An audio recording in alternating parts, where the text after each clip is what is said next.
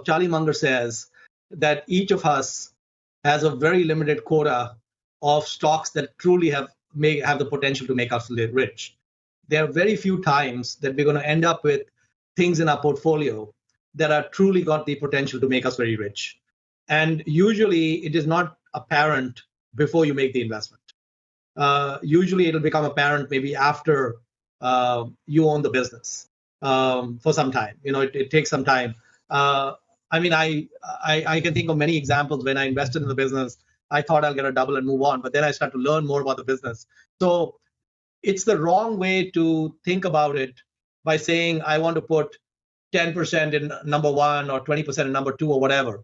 This is an opportunistic business. So you need to be very flexible. Like I said, the number one skill set is patience. What that means is it could be a long time before anything shows up, or it could be that 5 of them show up in 1 week. Like for example, during the financial crisis in December 2008 and January, February 2009, there was so many ideas coming at me that I literally had less than 1 or 2 days to process each one. Whereas normally I will have weeks, even months to process an idea. So it's not a good idea to do this top down. I have never done it top down. What you need to be is you need to be kind of a bargain hunter.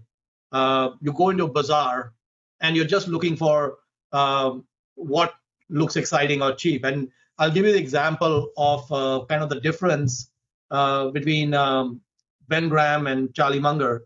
So Ben Graham will go into a supermarket and he'll look for what is the most heavily discounted item, deeply on sale.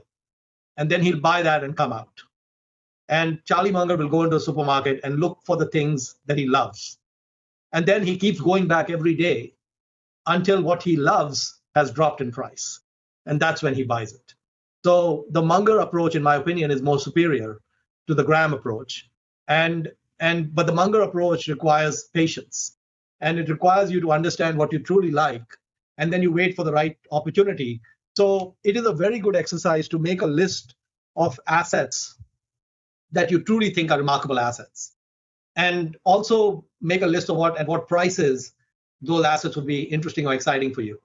And when you have that list, then you just sit back and wait for the world to come to you, as opposed to taking my list and trying to go top down. The second thing about top down that doesn't work is it's very unpredictable when these things are available and when they're not available, and what is within your circle of competence and what is not. So like the professor said, that there are 100 baggers, I would say, in every market. Definitely in China, you have a huge number of 100 baggers at any given time. The problem is most of us do not have the ability to see it because we don't have the circle of competence or we don't have enough knowledge about the businesses. And so this is a business where you want to be a student, you want to learn, you want to keep educating yourself. And every once in a while, there'll be a business that'll show up in your portfolio. Like I can think of right now at least 3 or 4 companies in my portfolio that could end up being huge home runs. Now, I cannot tell you which one. I don't know which one, but I'm willing to be patient and watch and let them play out, because even if one of them is a 10x, it's worth letting that play out because they're so rare. So that's how I would suggest going about it. I have a very good friend of mine who's a venture capitalist in Silicon Valley. And right after the first iPhone came out, he called me and we had a long conversation. And he's an investor in my fund. And he told me that I needed to buy Apple in Pabrai funds. This was, I think, in 2007. And he told me and tried to explain to me the App Store and what that meant and kind of where this was going with the App Store and the ecosystem. And he also tried to explain to me, actually, it was one of the most eloquent discussions I had with anyone about why to invest in Apple. And, he highlighted the moat, but he also highlighted the fact that, one of the things, put a pretty powerful computer in each of our palms. And he thought that was a very significant game changer. And this was in 2007. It was well before Uber came out. It was well before a lot of other companies came out. And a lot of these companies could not exist if the iPhone did not exist. I mean, you just wouldn't have Uber if you didn't have an iPhone. It's just not possible to do it without a smartphone. And so it basically became the infrastructure on which everything got built. But I'm one of these stupid people that when people hit me with a 2x4 in my head with a great idea, I'm still not able to see it. And somehow we still limp along and do okay. And Arvind still wants me to talk to you guys. So I looked at Apple at the time. It wasn't at a single-digit PE. The moment something's not at a single-digit PE, I'm gone. You already lost me. The moment you get to something at 11 times earnings or something, I'm lost. So clearly, I did not appreciate. I mean, I understood what he was saying, but I didn't want to pay up.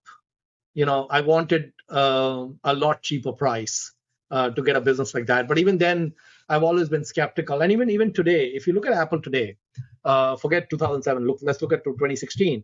So Apple trades at a pretty modest multiple.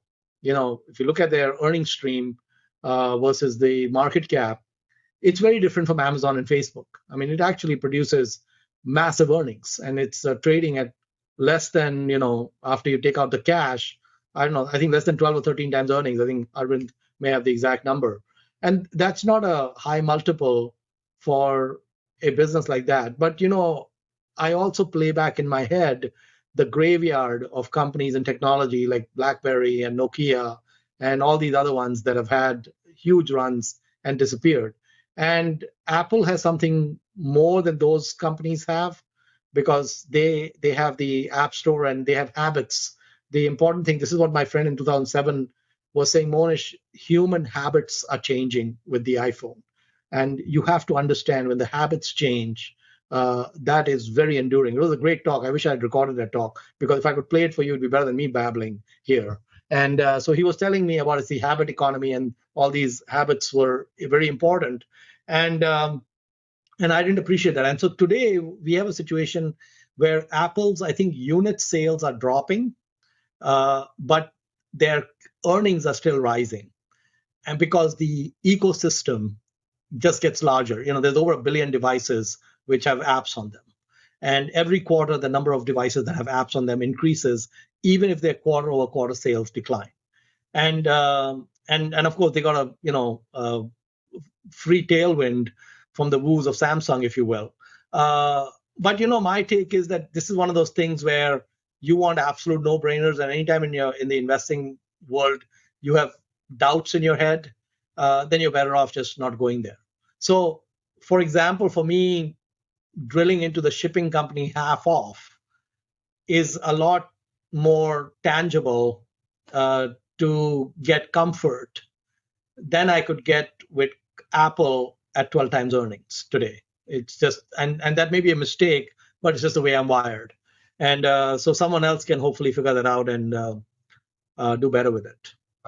Yeah. And of course, since the time my venture friend sprinkles salt on wounds and reminds me what his Apple position is worth versus what his Pabrai fund's position is worth. Back in 2007, Apple stock traded just between $3 and $7 on a split adjusted basis. Around that time, one of Mohnish Pabrai's friends suggested he buy Apple. But Pabrai passed on the opportunity because he believed that the valuation was too expensive. Today, Apple trades at around $300 per share, which means that investment could have delivered close to 100x return. This story highlights an important investing lesson. While valuation always matters, an extraordinary business can sometimes justify paying what seems like a high price. In rare cases, the biggest mistake isn't overpaying. It's missing a truly great company that keeps compounding for decades.